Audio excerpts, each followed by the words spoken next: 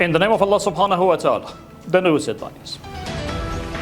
Afghan charge of the fair in Ashgabat meets with representative of Russian railways.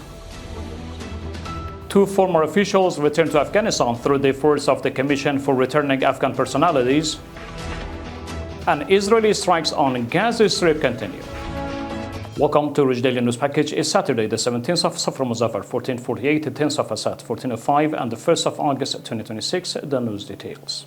Faz Mohammad Sabir, Afghanistan charge of the fair in Ashgabat, held talks with Ivan Tunkir, a representative of Russian railways.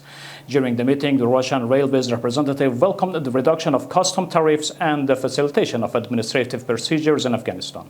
He also announced his intention to visit Afghanistan in the near future to discuss the expansion of railway networks with officials from the relevant institutions. In addition, both sides reviewed the existing opportunities in Afghanistan and emphasized the importance of strengthening bilateral relations and expanding mutual cooperation. The Commission for Contact with Afghan Personalities has announced that, as a result of its effort, Ayatollah Urooj, the former Deputy for Protection Security in the National Directorate of Security under the previous administration, has returned to Afghanistan from Canada. The Commission also stated that Sayyid Tahir Masroor, the former representative of Balkh province and Wolsi-Jargah under the previous administration, has also recently returned to the country from Iran. The news continuation. Mullah Nurullah Nuri, the Minister of Border, Ethnic Affairs and Tribes, met with residents of the Japan, the district in Zabul province, during his official visit to the area.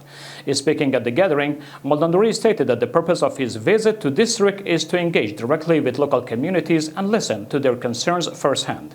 He also assured the residents that their concerns and requests would be conveyed to the relevant authorities for consideration and resolution. And ultimately, Al Jazeera reports that an Israeli airstrike targeting a building in west of Al-Aqsa Hospital in Dar al-Balah, central Gaza Strip, caused extensive damage. According to the report, tents sheltering displaced Palestinians in the surrounding area were also affected. The report further stated that Israeli artillery shelled the eastern areas of Khan Yunus in the southern Gaza Strip. Meanwhile, in northern Gaza City, an Israeli airstrike hit a residential home, leaving several people injured and causing deadly destruction in the area. The news conclusion, blessing time. Wassalamu alaikum wa rahmatullahi ta'ala wa barakatuh.